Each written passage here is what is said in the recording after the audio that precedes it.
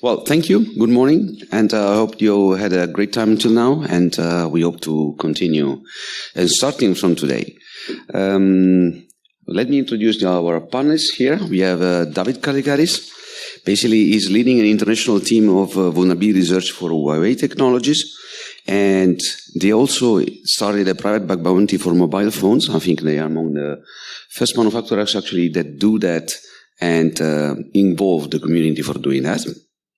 They triage vulnerabilities and perform variant analysis and communicate with bug bounty hunters and product line to fix vulnerabilities. They also like to implement state-of-the-art fuzzers, basically, and user space and kernel space. If you have questions on how they do that, please refer to David. And he previously was a CTO at eMates while still doing getting his own hands dirty in things. And then we have Santos Marino del Pozo. He's a principal cryptographer at Cryptography Research Center at TII, which is a cutting-edge UAE-based scientific research center. So he has the hardware engineering and the hardware security research team. And he has been research assistant at Université Catholique de Louvain. And he's also his main interests are in cryptography, session analysis, and fault injection, which actually completes a few talks that we have been seeing yesterday. And he's been an author of multiple research papers on the topics, while still also authoring 3 different patents for protocols and Internet of Things. And then we have Jan Heersma. He's a director of IoT and cloud for corporate and product security at Signify. Some of the Dutch persons who are here may know very well Philips and Signify as well. And that's why basically this involves working with him for consumer IoT like Philips Hue lighting and other products from Signify. And he's previously working for Ericsson as a security responsible for IoT accelerator and large mobile network for devices. Okay, so he likes to work with standards, people, and technology to reach a good security level. And that's basically the introduction for our panelists today. The topics of today, I propose the panel topics. I'm really happy to see that we are going in a direction or an ecosystem where we are seeing more and more supply chain attacks. But we also been discussing more about supply chain attacks and so on. What I think is important is that realizing that there are actually at least 2 different supply chains. One is for hardware, and another is for software, basically. And they actually interact together in order to build a product in the end. We have to see a product like an ecosystem effort, a device. To give you an idea, iPhone X, from a few years ago, we think it's an Apple product. Actually, we have data that says there are more than 200 different vendors in providing components, software and hardware. So whatever we think that product is that from that vendor or that product is mine, they are just perception. That product is probably nobody really owns that product. So that's why we think that the contribution from 200 different companies into a single product may lead to system, platform, and supply chain vulnerabilities and attack. So that's the reason for having this panel and this discussion. And I would like to ask already my panelists what they think is the relevance of supply chain attacks today. And do you think they're overestimated or underestimated? To give you some background, a few years ago there's been, let's say, a telltale of a super micro motherboard which has been injected with, let's say, an hardware component not larger than a grain of rice. This is what we have been reading. Is this true? Is this false? We don't know, but still, do you think it's relevant? Or what's your view on that? David, please. Good morning, everybody, first of all. One of the things that it's important, do we have ways to understand how large is the phenomenon? This is, for me, one of the first things that we understand.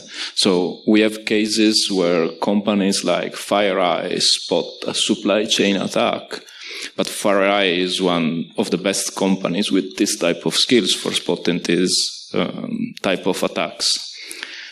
How many of these attacks are alive now, and we are not able to understand them, that they are happening. And we live in a society based on science and technology, and our opinions and our ways to move must be based on data. Do we have ways to understand how large is the phenomenon? I think from 2020 we have 21 supply chain attacks, but how many we didn't detect? This is, first of all, do we have the technologies, people that is able to understand? This is one of my thoughts. Yeah, so basically you're saying, are we even able to count the supply chain attacks? Do we even are able to get numbers and data on that? How many months FireEye discovered this attack on SolarWinds? I think the attack was going for several months and then they spotted.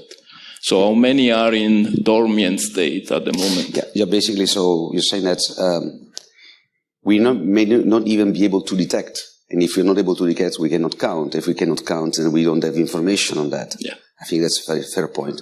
Santos, any? Yeah. Well, first, to answer your question, I don't really think they are overestimated. As both of you mentioned, I think that if you just check the numbers, last years, we have seen that maybe together with ransomware attacks, there is a growing trend.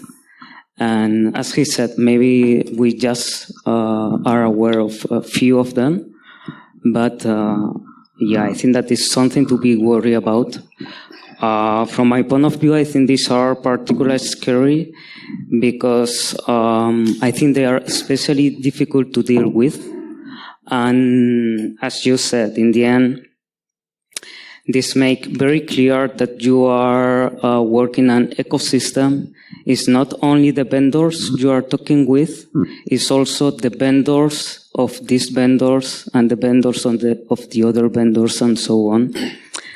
And in the end, I think these kind of attacks are raising kind of paranoia question and like thinking, can I really trust the hardware and software that I'm buying, the software I'm using every day? I think it's something to be worried about. Yeah, so would you include ransomware attacks into supply chain attacks, in your opinion? Do they qualify as such?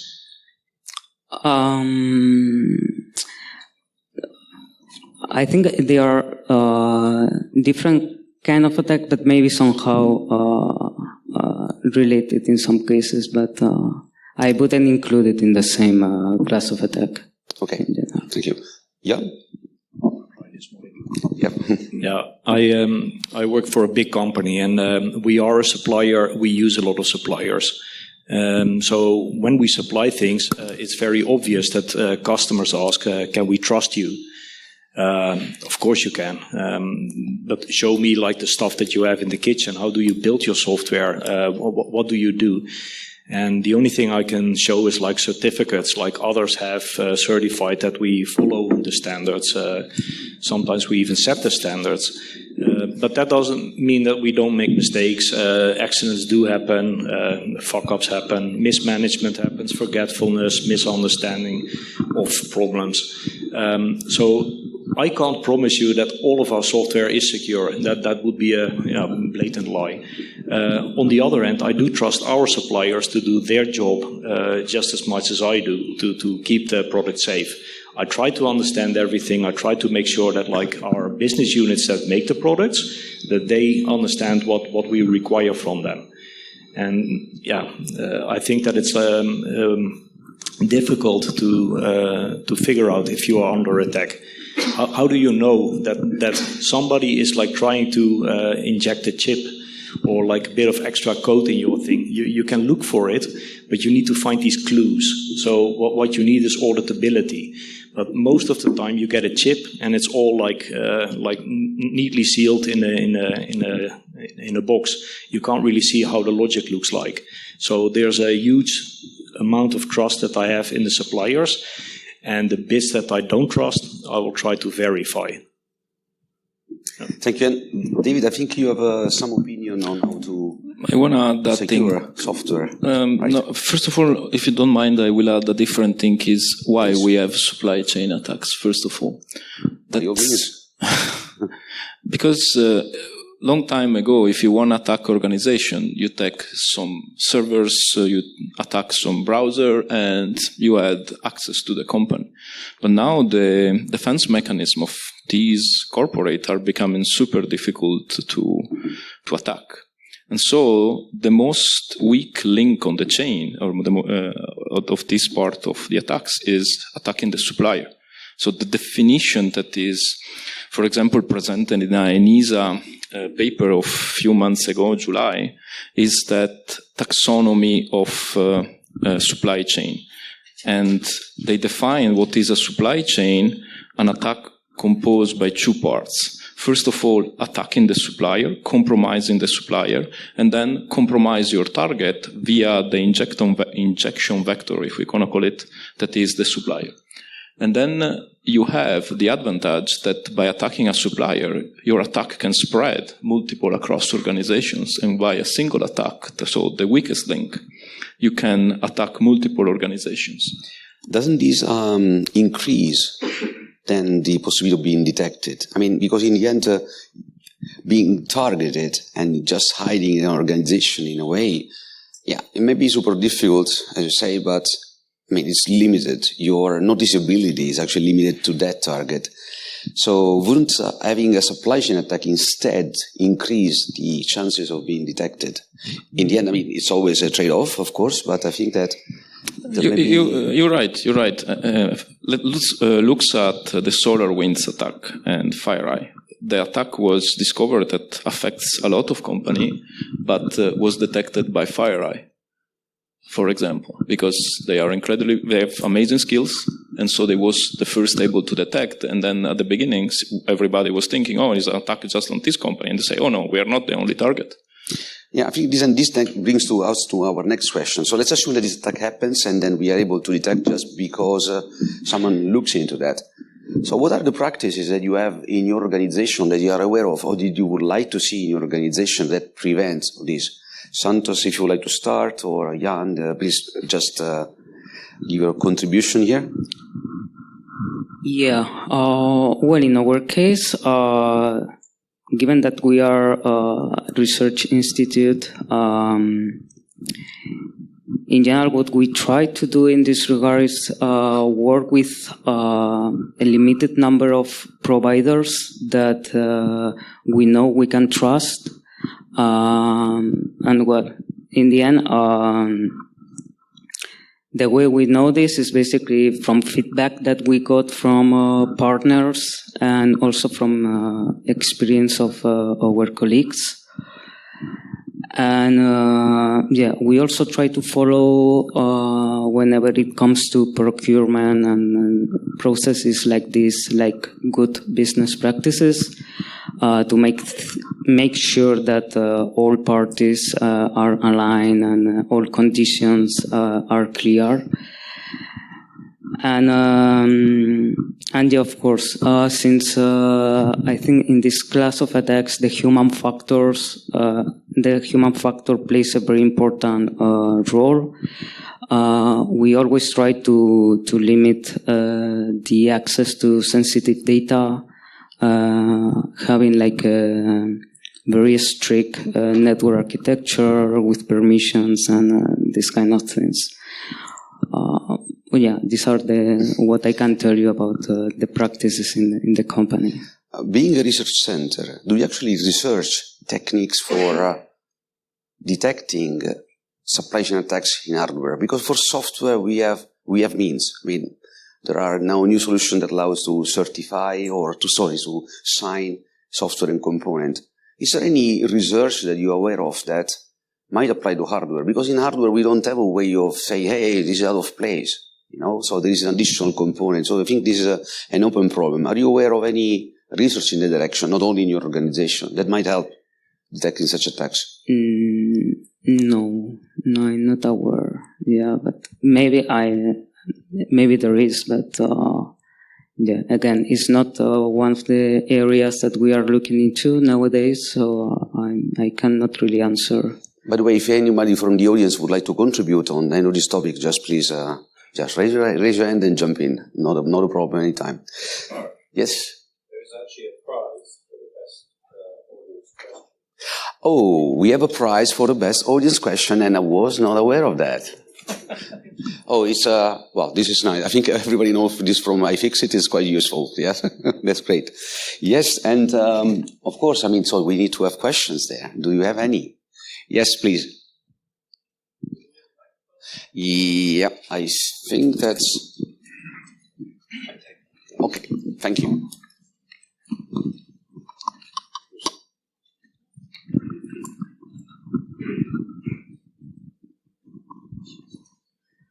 So my question is, there is a way you can handle these kind of things, for example, by using assume breach mentality.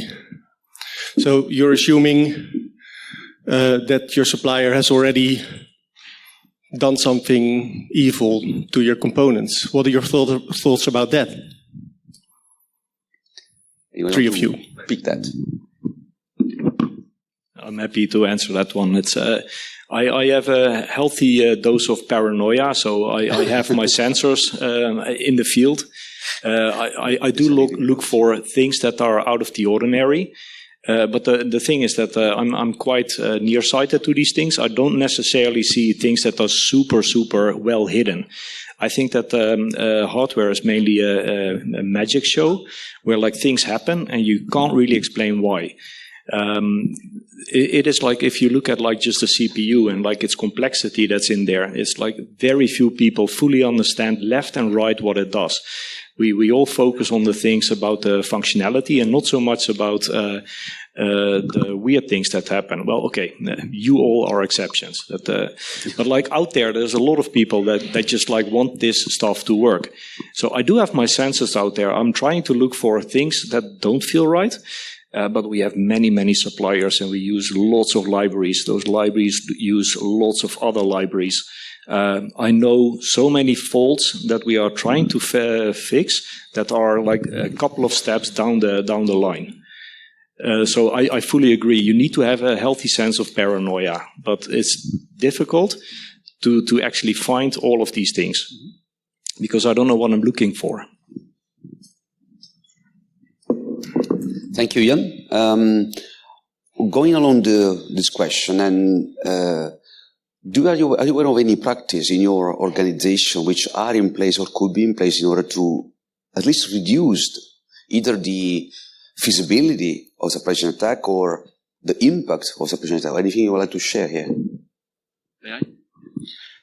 So there are a lot, especially for open source projects. In my opinion, there are nice things that are arising. So, for example, I am a great supporter and I would like to see the use of is a software called the scorecard. So basically, if you develop software, so I'm more on the part of the software side, and you need to choose a library to parse, I don't know, a file format. And then you go an NPM, you do PyP or whatever, depends on the language that you use, and you have multiple libraries to choose. Which one you pick up? You take the one that have better documentation, the one that you already know, or whatever, but is, from security perspective, is the best one. So there is a project that, in my opinion, is not, it's I think has 1 year old, that is called Scorecard. So basically you give to the project a GitHub URL, and the software is giving a score to the library or to the software that you want to use, and have some checks, for example, does the software implement fuzzing via OSS fuzz, or the software is analyzed via CodeQL queries, or the software does implement some checks on GitHub protection, branch protections, and whatever. And it's giving a measured score which one of the softwares seems more secure. This is something that is, in my opinion, nice, because if you develop software every day, you say, oh, I have this new format to parse, which library I use. And then there is also, we speak about Salsa, we speak about Sigstore, and so on. And then to answer the question of the guy over there, it's the question of SBOM. So if we buy a product, especially if you have food, if you have allergies, you take the product and you start to read, and then you find it may contain nuts all the time. So if you buy a software, there is a lot of people that thinks that we should have the lists of the software that are included inside this software. And so you have maybe may contains traces of struts or another library or another product. So you are aware of what you bring in your organization, and maybe you need to add this software in a monitoring list for CV 0 days or whatever. Let me challenge you on that. Oh no! Yes. Well, you would have. You know my ideas on this. So basically, I fully agree with you with that. It may be, as I say, useful to a certain extent. So Google just implemented Salsa for their cloud-based, infrastructure and for software. But Google is Google has the Google resources. The amount of skills and capabilities that they actually have is not really that common. So do you think that approach, while valid and nice, could be extended also to small organization? And that's the one. The second part is that about SBOM. Yeah, it's nice to see vulnerabilities which are local to that library, right? But when you put together components, actually we do have platform effects, system effects, which cannot be detected, in my view, and also in our view, that by looking at just the components. Sometimes your device, your software or product is not just a 1 + 1 + 1. You will find a 3 or 4 or 5 out of 3 components. Do you think that all this makes sense? So can we invest so much in doing all of this while there is a significant chunk of vulnerabilities that are still out, and the revolution of going towards this kind of system can be actually quite expensive? I'm agree on most of you say. we need to have a beer, I think, right? I think that is a start. Okay. At the beginning, we introduced cookie canaries, we introduced NX, we introduced something. It was not enough, but was a step to make all the things more complicated all the time.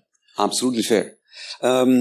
Jan, would, for example, an organization like yours would use such tools, or do you plan to use? Or, what is your view on what David just said? Yeah, I work for corporate, so I don't work with the actual products. So we have on the second floor, we have tomatoes growing, if you have pigs, if you have tunnels, any type of lighting that you might need. It's all connected, it's all sensored up, and we use a lot of small devices. What was the question again? No, the question was basically if you plan or you have an idea of if a company like yours would invest in such infrastructure. Yeah, that was a great question, but I tried to sell the lights here. So the tools, yes, I would use anything I get my hands on. I love the development within the Linux kernel. We use that quite a lot for eBPF. So you can do tracing on kernel level and see what's happening where. That there should be really great stuff from a tracing point of view coming out of that. Other things like the stack canaries and all the other tools you mentioned, it gives me the sensors to figure out that there's something wrong. And that's exactly what I need.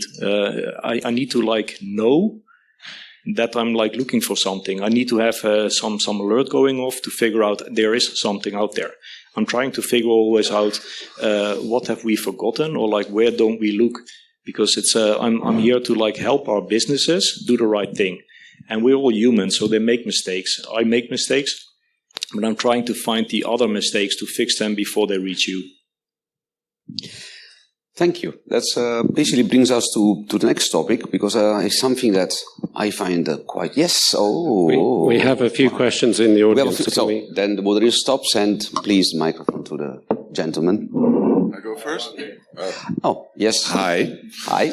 I'm wondering, if we look at all the attacks and all the patterns and all the parts that are in there from all the different vendors, and we look at all these brilliant minds here which break all this shit, what can we do to get this involved in the company and also get results? I mean, that's for me, I think it's very important, because I hear a lot of stories here about people breaking stuff, reporting it to major companies, and they say either thank you, or they say we're not going to fix, or no bounty whatsoever.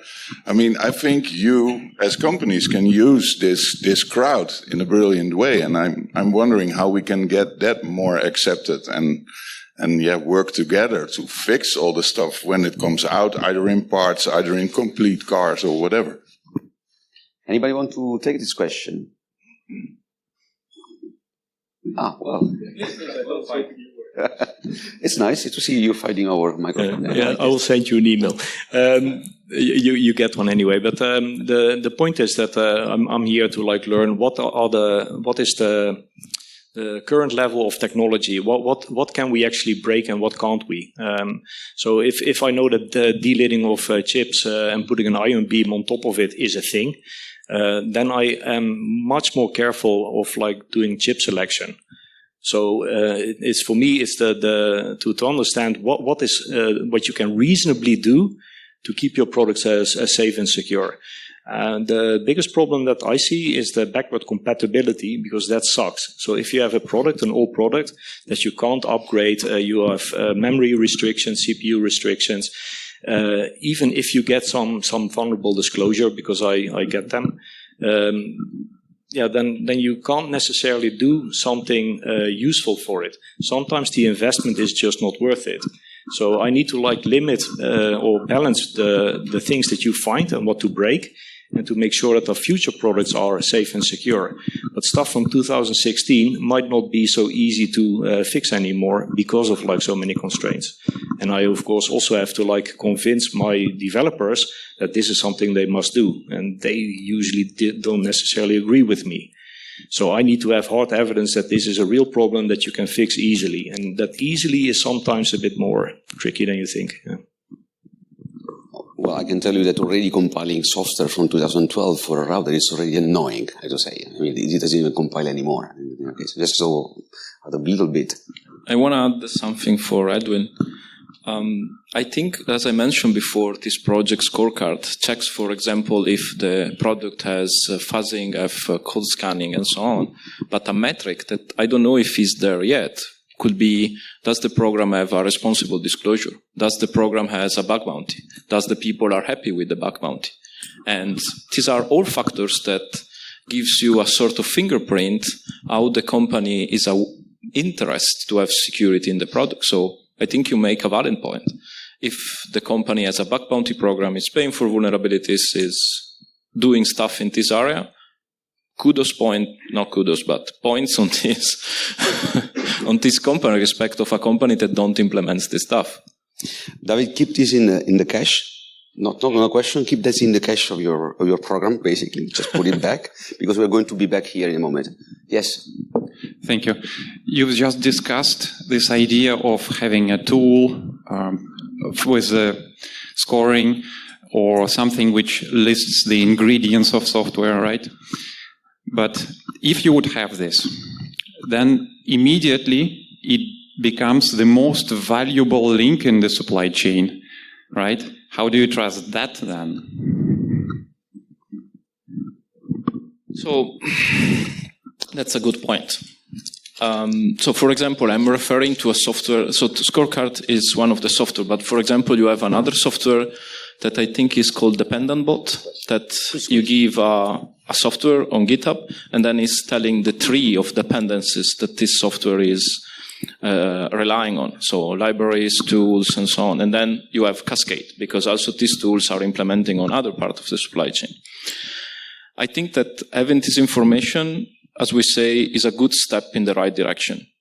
Be the best now is a failure approach. Going better every day is what we're aiming for. We cannot pretend to be perfect today, because tomorrow maybe you are not. So I think that we need to add the steps to become all the time. I think that going in this direction, checking the softwares and so on, is where we need to go. As, for example, we didn't kill buffer overflows 30 years ago. How much was it? More. Really? No. Serious? 40? No. Did we kill them? No. We didn't kill buffer overflows. That would have been great news. I mean, actually. I would be happy. We achieved something in the meantime. Yeah? And that's true. If somebody compromised Sixtor and is scorecard and is giving false results, we need also ways to prevent that. Okay. Any question that? Yeah, I have a brilliant solution. But I also know that if a random person from the audience says they have a brilliant solution, they're missing something. So I'm wondering what I'm missing. We're talking a lot about detection here, and how do I trust my suppliers, etc.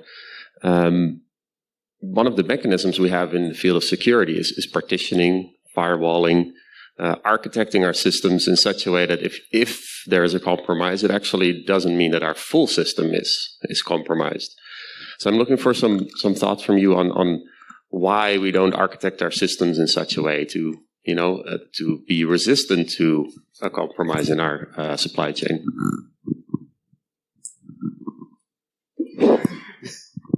It's a fight for the mic. I like this question. Herbert Bos, the keynote speaker from yesterday, said, why do we have these icons and cool names for vulnerabilities? And that's because CVE numbers don't really excite my management. If you have Heartbleed and you can show a PowerPoint with look, this is Heartbleed, and I think that Heartbleed started the trend, at least for me. Maybe there's something before that I don't care about. But Heartbleed basically told you that you have a problem in the OpenSSL libraries. And that was the moment that we all started thinking, but where do we use this library exactly? We use it bloody everywhere. Which versions do we have and where are they?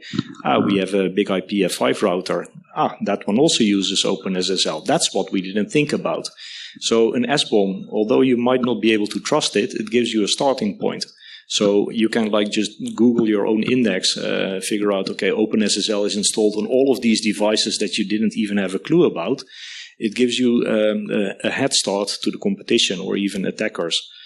So you know what you need to patch before the vulnerability is widespread. And that's what I think is important, to have this detectability, to know what type of stuff that you have, but also to have this radar out to figure out what's going wrong. What do you try to sell me now? It's what's your product idea? I wouldn't call it a product idea, but and I don't know if Heartbleed is the. So with Heartbleed, I guess my question is why.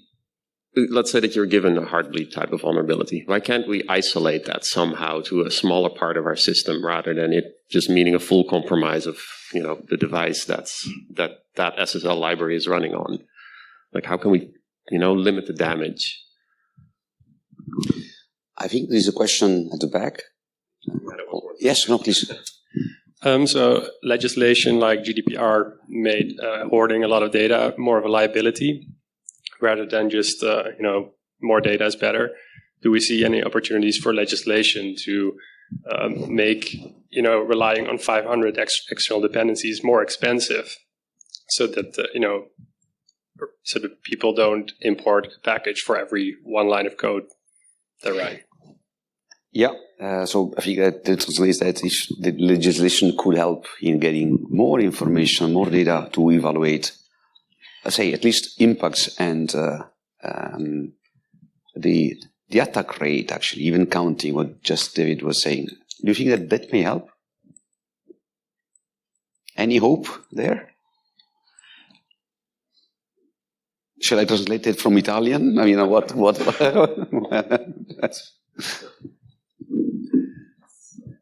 Yes. I'm not an expert in legislation, and what are your beliefs there? Any hope? GDPR, for example, for privacy, I think is putting awareness in both people and and also companies that are handling this data. So maybe regulating some responsibilities for supply chain for your product could be something. But at the moment, it's the first time that I'm not in this field of legislation and so on. So I think could be a good idea, but I have no clue on that in the future for me. It's okay. I'm not the right person for this type of question. Would you like to add anything? No comments. I love legislation, especially to stay away from that. ETSI 303645, that's a standard for consumer IoT and cybersecurity. And there were talks last year if it should become a law. And they figured out probably the way it's written, it's good advice, but not necessarily this is something you must do and otherwise we will kill your company. I feel very strongly about TLS. You might have heard that from my OpenSSL Heartbleed passion. One of the things in this ETSI standard is a thing called communicate securely. And I really struggle to get TLS connections because of the root of trust. So in my own home, my own router doesn't trust me if I'm trying to connect to it. This is like a problem, and it is not a problem that you can put into law and then it will fix. I need a supplier to provide me some type of root of trust for this specific use case. TLS is really invented to do banking on the internet in the 90s. That's what the whole model, the PKL model, is based on this moment in browsers. Of course, if you go outside of browsers, you can do whatever you want and have your own routes. But my thing is, does grandma understand this? And then it's a different story. So communicating securely is one of these things. Should we make it into law? And I would like to, but I don't see how you can phrase it in such a way that you can force vendors to make stuff that actually communicates securely. Because what is secure? If you slap a TLS certificate on it, who will sign it? Who is allowed to sign it? It's an enormously big problem, if you ask me. If I may add something here, is that moderator tries to stay away from discussion in general, but I think the question here could be, yes, we need secure product, but the question is that secure for whom?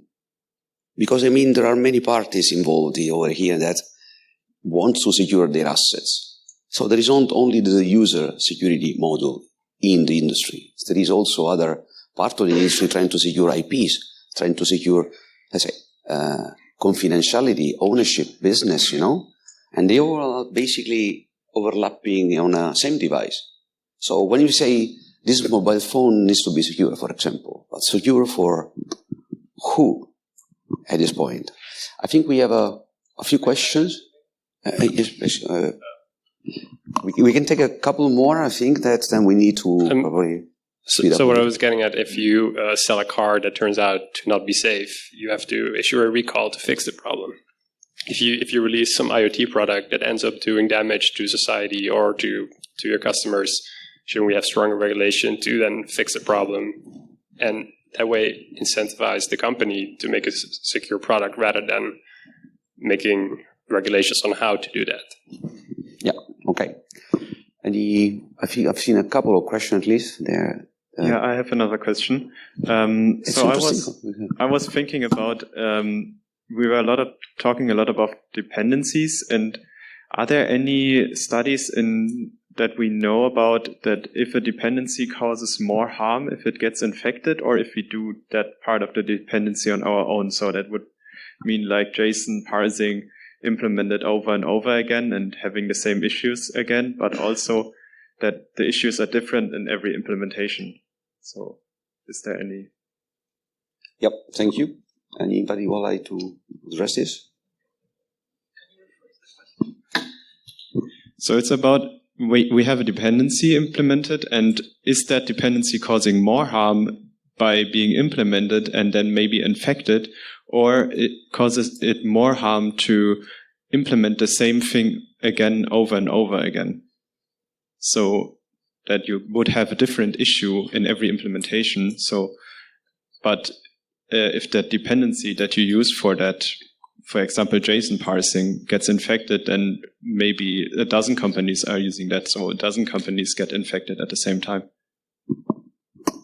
You're saying libraries are fundamentally bad?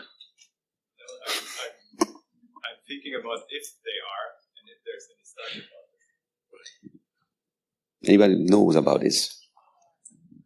I'm not sure to grasp the question correctly. So let's say that I'm choosing a library for Python JSON. Let's stick on the same example. And then this library is compromised by someone that has the same credential, that steal the credentials on GitHub or whatever, and add, I don't know, a crypto miner or whatever else. The point from here, what is your question? The following part? My point is just, do we know if it's better to choose the library or to implement the JSON parsing on our own? Okay. Okay, now I got your question. So I think that at the beginning of this week, there was an NPM package that was compromised and was cooked in 2 hours. So anyhow, it seems there are mechanisms to spot this thing. If you have developers in your company and you ask them to implement this library, could be a thing, but is economically sustainable also for the company. So sometimes you need to rely on third parties. I'm a huge fan of open source software because you have a lot of eyes looking at it and so on. Maybe we need better solutions to protect open source software.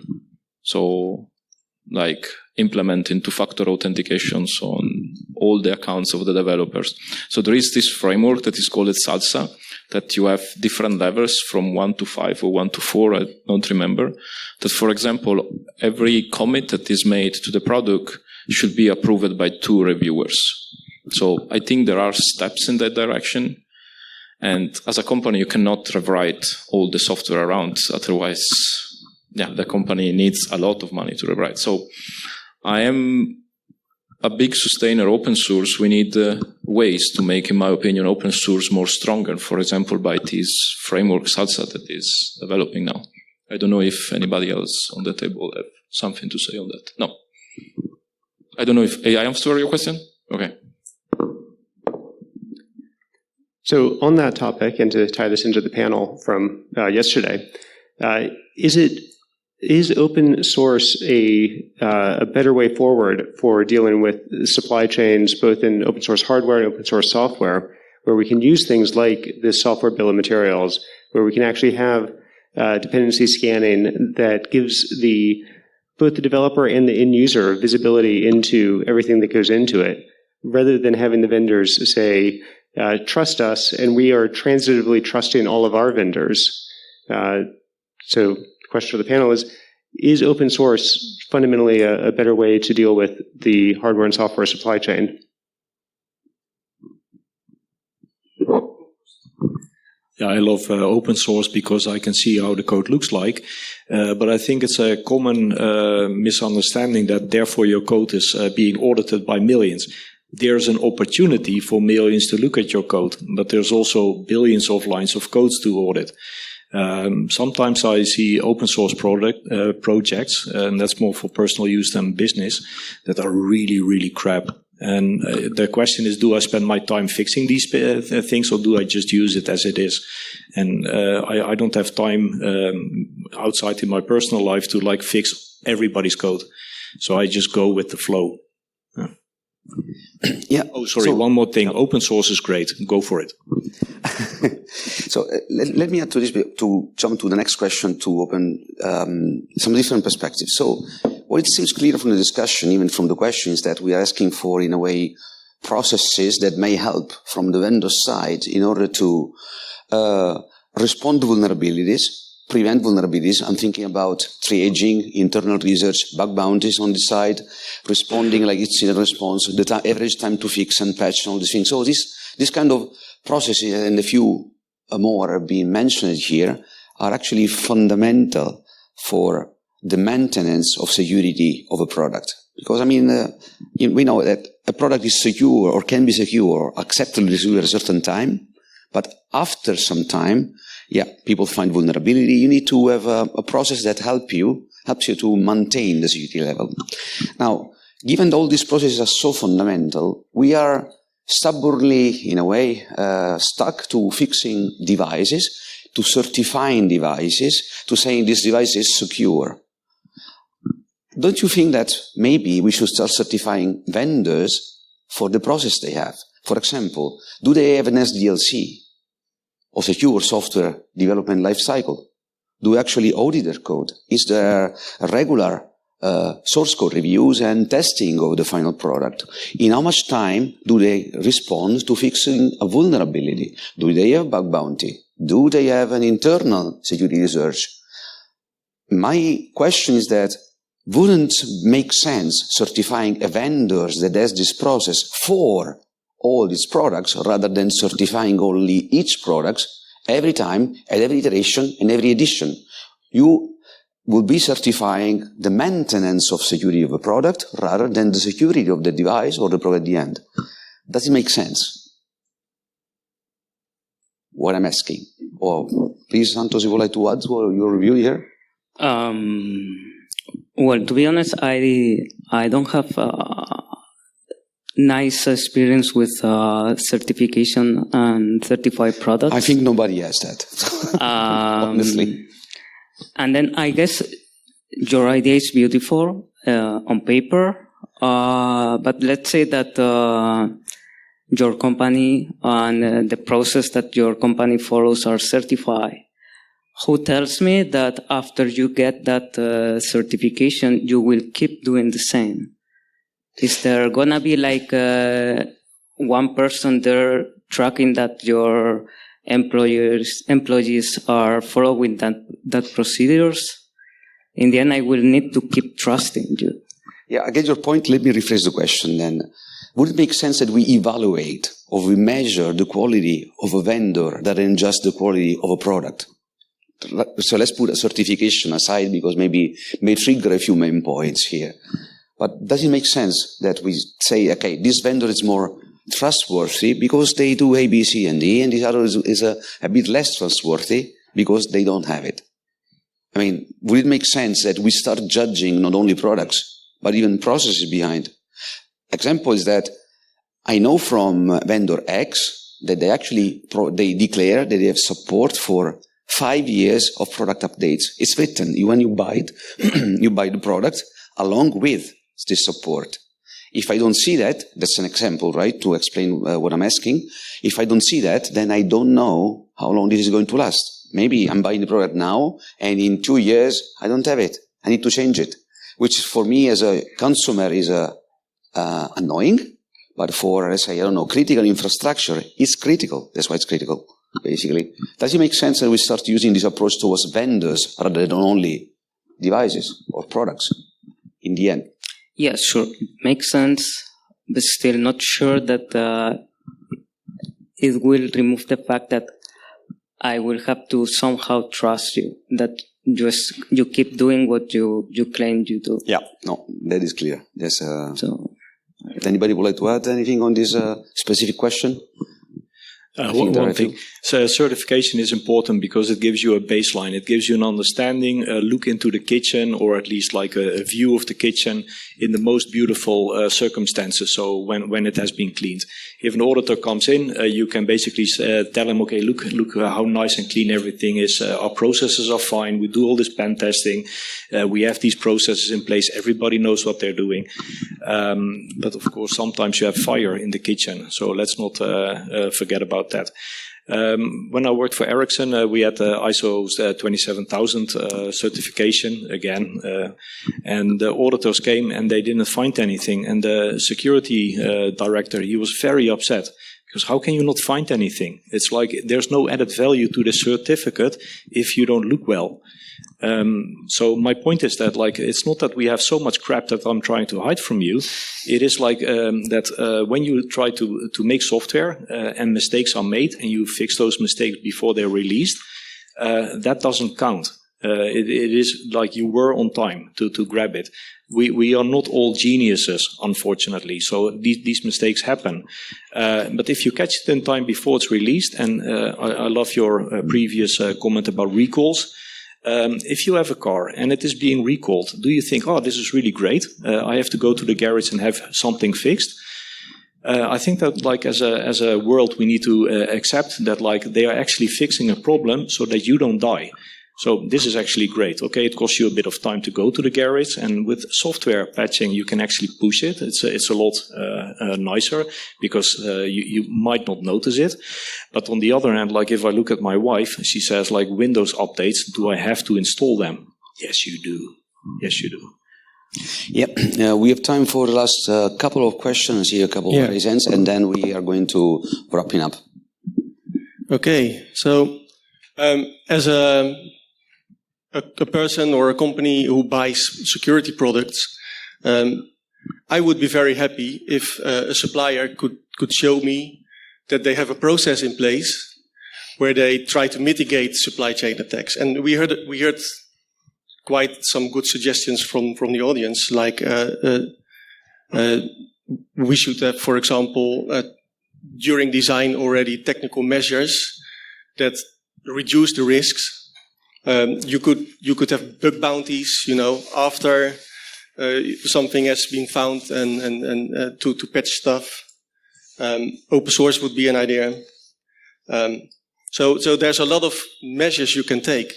And as a company that buys security products, I would like to see suppliers to prove to me that they have these measures in place somehow, that they thought about this and they reduce the risk as much as possible.